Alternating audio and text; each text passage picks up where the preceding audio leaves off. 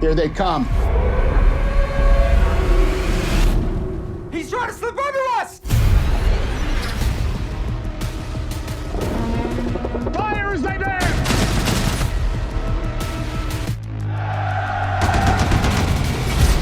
What are we gonna do? We'll bring hell down from on high.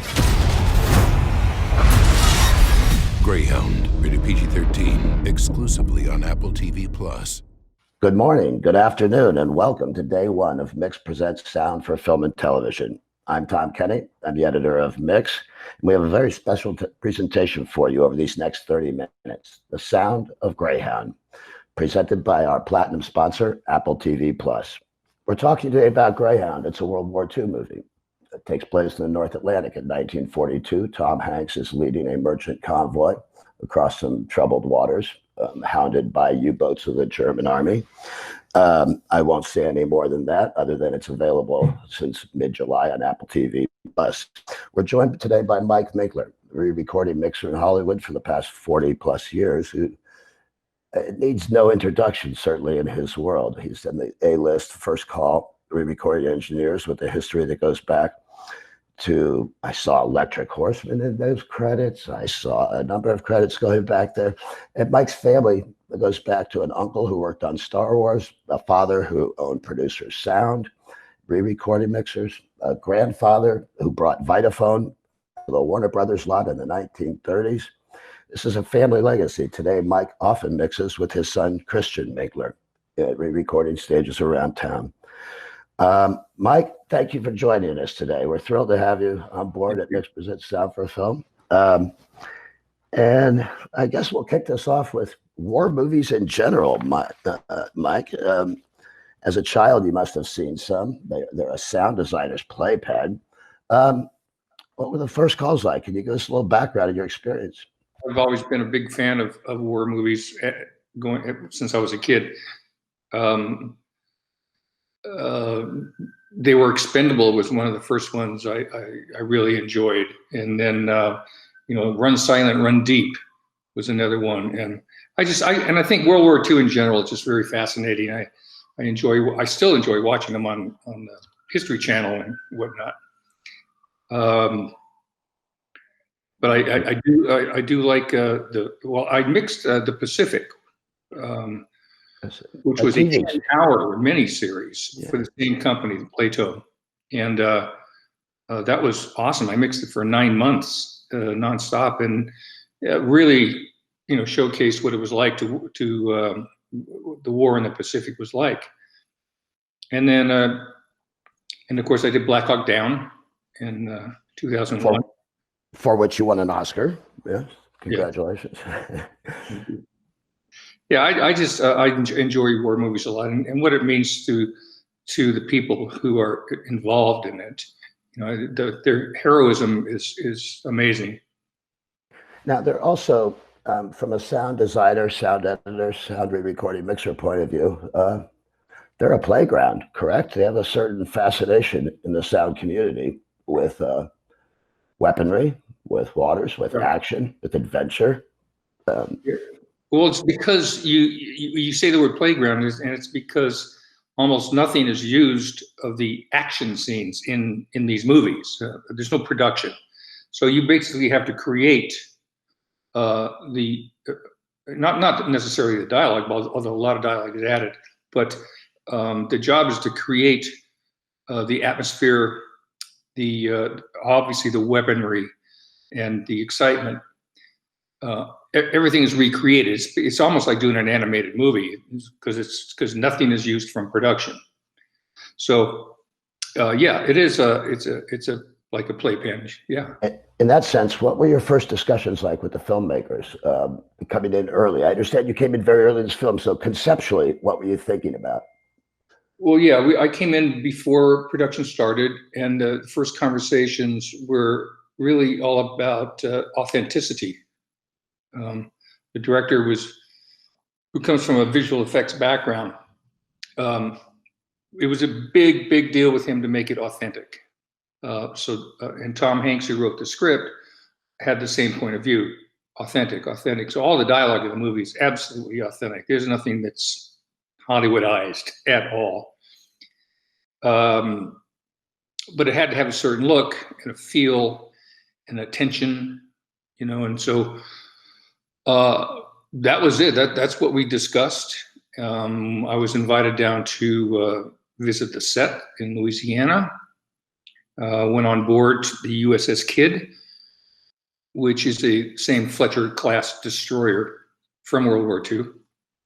And the movie does not take place on the Kidd, but the Kidd is just one of the living destroyers left, and was able to talk to all of the crew who are still working on that boat. They're as guides on the boat, for tourists, and these guys had wonderful stories to tell, and were able to direct me into, this is what happens here, and this is what happens here, and this is what this does, and this is what, so hours and hours of that to go on.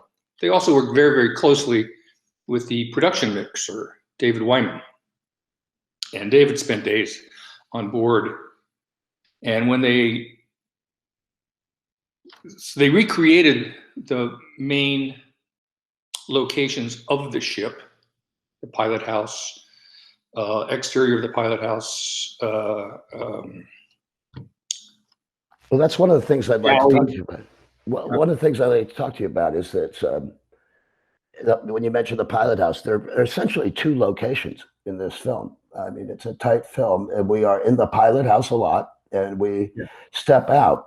Did that give you a sense by visiting the Kidd of what these quarters were like? I mean, it's one thing to see them on film; it's another thing to actually be there. What was the experience?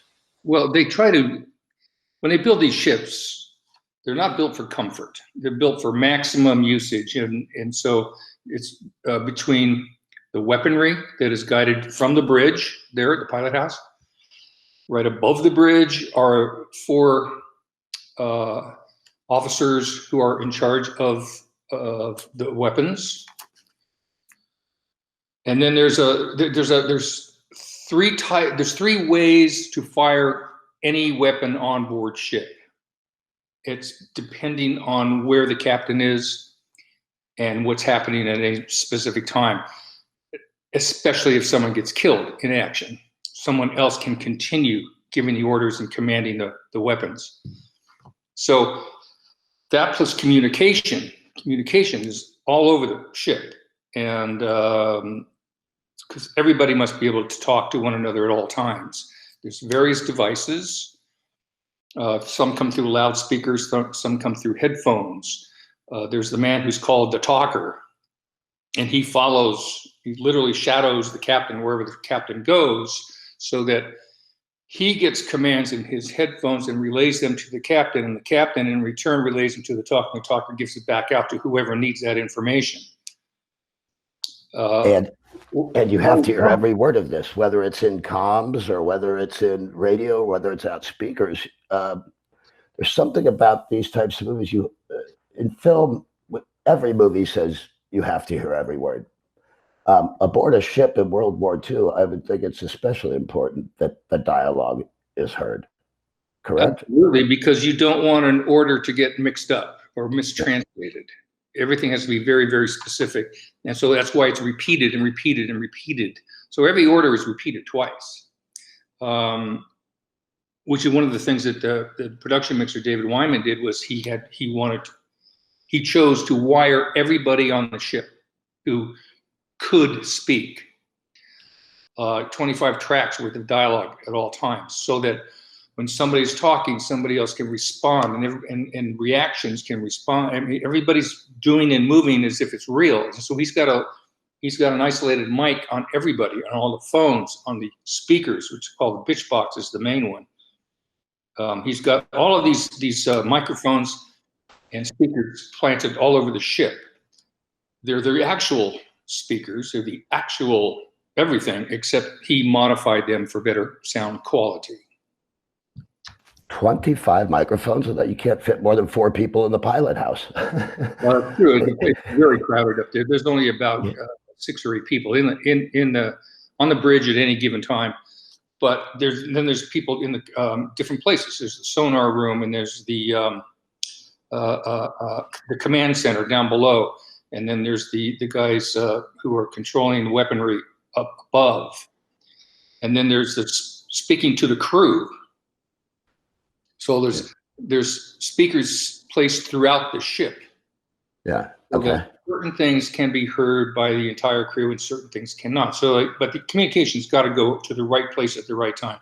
So inside the bridge, it's just wires everywhere, not exposed. They put them inside the, in tubes so that they won't get weather worn. But it's just jammed with communications. It is a movie that involves quick decisions, quick commands, terse action, very quick action. Did you have to? How was the track that you got from David? 25 mics is a lot to deal with in production. The tracks were great. I mean, obviously we didn't use all of those things because in the process of cutting the movie, you have to stay focused on who you need to be focused on, and you can't have just a bunch of nilly-willy dialogue going all over the place because it doesn't really make any sense, which is why everybody had to be isolated. But also, because of the editing of the picture, circumstances changed. So maybe they don't want that a repeat of a certain line. Maybe you're going to jump to the next line. So we pretty much stuck to the main 5 or 6 tracks, but we at least had the other ones available to use. Let's go to the water, Mike, because as a background, it's all water. This all takes place in the high seas. I understand from an earlier conversation, you had a rather unique opportunity to sail on a clipper ship, a big clipper ship, and hang in a net and record waves. Can you tell me about this? And how some of those tracks made it into the movie? This was many years ago. I was on a 440-foot clipper ship. And one day we were under pure sail, no engines, and we were doing 22 knots, which was, people were saying this is the fastest a clipper ship has ever, in history, has ever gone. And it's a pretty big ship. So they allowed me to go out onto the bowsprit, and had nets on both sides. And I just laid out there for an hour with microphones being held out, and just got able to record this, amazing bow wash and the pounding and the spraying and all of this stuff. That was a lot of that was used. Now, was it enhanced? Of course. I think everything is always enhanced for effect, but there's a lot of that was used because it was like the only chance in the world I would ever have to record sound without an engine. Oh, true. I hadn't even thought about that. What an opportunity. Yeah. I'm laying down on my belly about 40 feet in the air, just getting pounded up and down and up and down. Yeah. Combat radar showing contact at 110, range 2100 yards and closing, sir. About 1 mile! There, sir! Fire!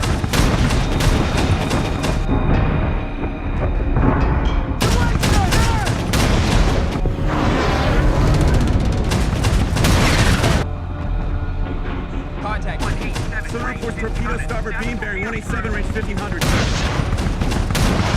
Left full runner. Left full runner!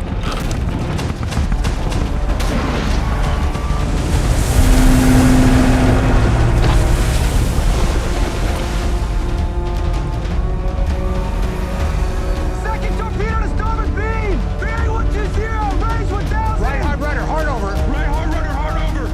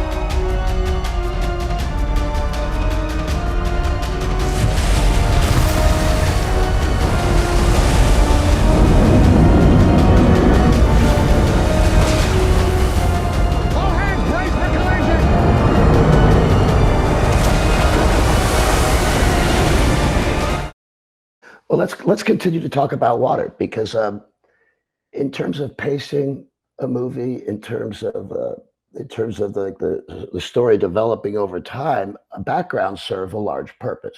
They do in film that people don't often notice. But you're pretty much limited to wind and water, correct? Yes. So we had to keep the story moving. A regular crossing takes about 5 or 6 days. Back then, those ships moved pretty fast. They could do 35 knots, which is like 40 miles an hour for a 350-foot ship. That's pretty darn good. The point of the movie, when it hit the middle of the Atlantic, there's about 48 hours that there is no air cover from either side, from the west or the east. So they're on their own, and that's where the Wolf Pack, the German U-boats, would sit out there and wait. And they just wait till the convoy comes by, and then they attack. And they attack in like a dozen at a time. You could have, mostly at night. So they can go undetected, and they could come up to the surface, and they can go back down. And so they were able to pick off ships pretty well. I think they sunk about 3,500 ships over a 2.5-year or 3-year period of time. So to keep that story moving, we had calm seas. You can visually, you had calm seas and you had rough seas. You had a storm. It was practically a storm, and ice and all of this, and wind, howling 50-mile-an-hour winds with 15 to 20-foot seas, and these ships have to keep going through them. So the character of the backgrounds being the wind, the ocean, the waves from the bow wash, and the engine. Those were, those things were constantly changing. So when they pick up speed, you can hear the engine rev. And they had two 30,000 horsepower turbine engines. Steam, you mean? Steam turbine. Yeah. Wow. And those have to be quiet, right? Yeah. that's a quiet engine, right? Yeah. Yeah. So 60,000 horsepower pushing this boat, this destroyer. So we had to take our moment where we could, you could hear the pitch of the engine go up and hear it go down. When he says slow down, all stop or full speed, you hear that. But you also, when he walks in and out of the bridge, you hear the wind is howling or it's calm, depending on what's happening on the story. So over this 48-hour period of time, they go through different types of weather, and everything's changing. At the same time, you've got nonstop dialogue. It's telling you what's happening, because they're very, very tense. They're being hounded by these submarines, and they have to. He has the American destroyer has to protect a convoy of about 35 ships. In this particular case, in this story, they could be up to 200 ships. This story has about 35 ships, and so they break rank and they start maneuvering up and down the lane, as they say, and to go back and protect the convoy from oncoming submarines, go back and pick up survivors from another sunken ship. They're constantly maneuvering around, and this is 24 hours a day. So a lot of this takes place at night in storms. So there's no moon. There's no. It's pitch black out there, and this destroyer is literally moving around these 35 ships at high speed. Yeah. Wow. I think when I watched it, that was some of the impression, like how close this actually came. I mean, how close you'd actually come to a submarine. It's almost like a pirate movie where they could throw shackles over the side and jump on. It's that close. And I don't think a lot of viewers were aware of that. So I guess that's some of your variants built into the track and some of your movement. They're right up front.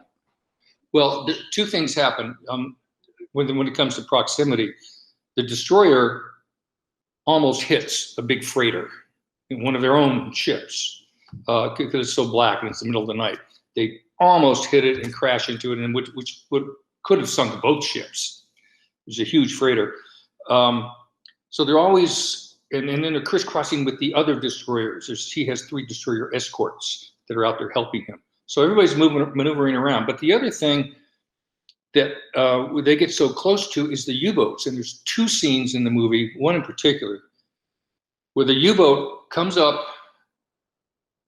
and gets right next to the destroyer, right next to it, with the destroyer firing at it. But the destroyer the destroyer's guns don't go low enough to hit the submarine that's right next to the boat. And that was a maneuver by the German commanders, just to come up right next to him if they need to go in that particular direction. Instead of like run, they just come up right next to him and they won't get hit, and off they go. It's a very exciting part of the movie, and you wonder, how can they miss this boat? It's right next to him. It's only 20 feet away from him. Well, it's because the guns don't go down that far. Lock down all watertight passageways. Combat report Sudbury 036, 1.5 miles, sir. All mounts, fire at will. All mounts, fire at will.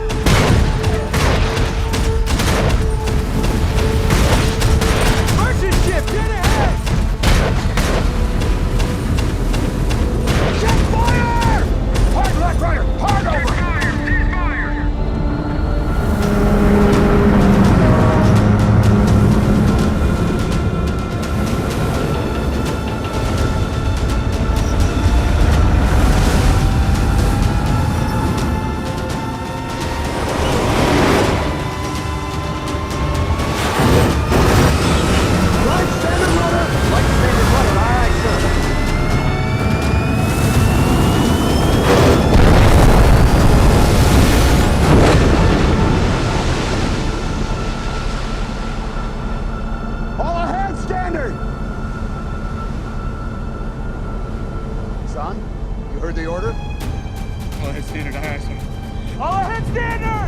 Well, let's go on with guns. I mean, let's face it, a World War II movie, we think of artillery fire, cannon fire.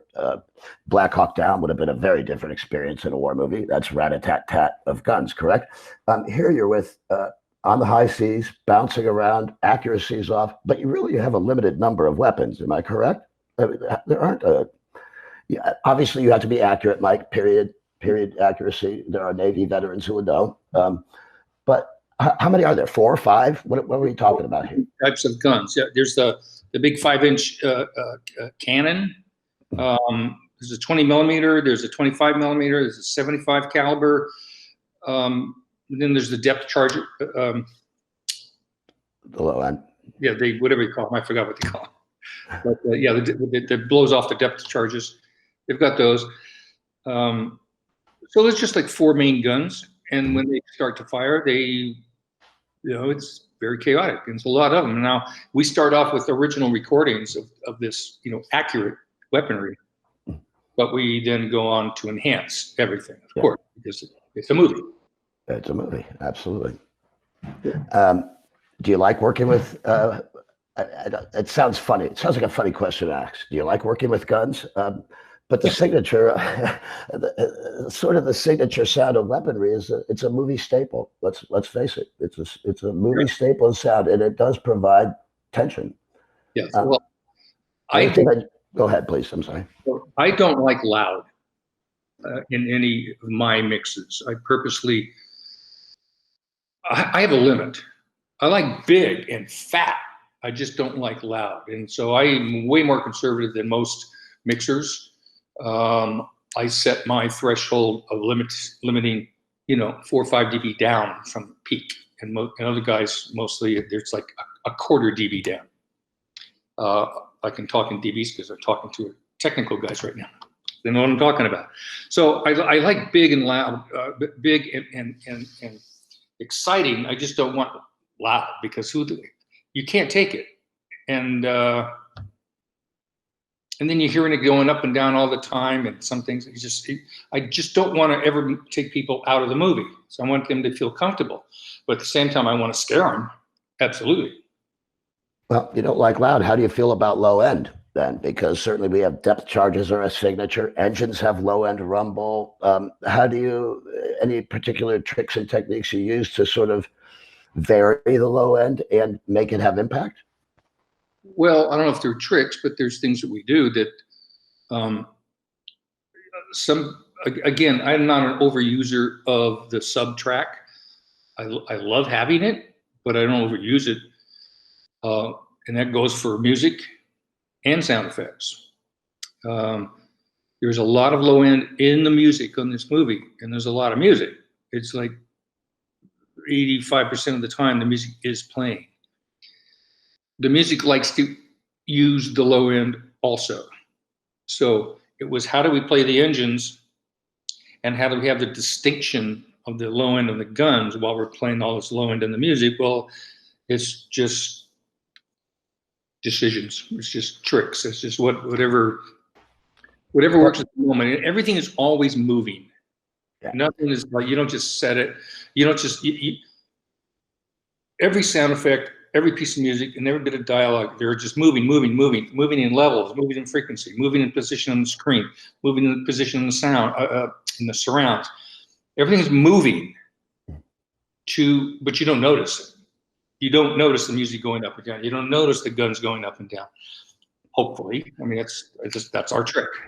But I will say that on first viewing, there's a rhythmic sort of pulse to the music that actually matches the sort of pulse of an engine. It's not as, I don't mean that in a cliche way. I mean that they both at various times are picking up the pace and sort of driving the action. And yeah, music certainly fills that effectively and clears out some of that low end for you, I would guess. I would think now's a good time before we go into the mix itself to mention Warren Shaw, because if you could give a little background here, Mike, you're typically a re-recording mixer who receives tracks. On this film, you're a co-supervising sound editor, which we typically think that the supervising sound editor becomes the mixer, but the truth be told, it's the person who takes charge of the audio. So you co-supervised with Warren on this. Can you tell me how that developed or how it worked out? Well, Warren and I are very good friends and have done 7 movies together. We work really well together. So when this thing started out, we decided to do it together right from the beginning. So I had the luxury of actually having time available. Normally I'm mixing other films while the supervising sound editor was working on this film. But I had some time. I wasn't completely empty with my mixing time. I had other things to do, but I had a lot of time to be involved. This movie was shot in April of 18. We didn't mix until February of 19. So during that time, I was in and out of the cutting room with Warren the whole time, for various periods of time. But Warren spent a lot more time than I did.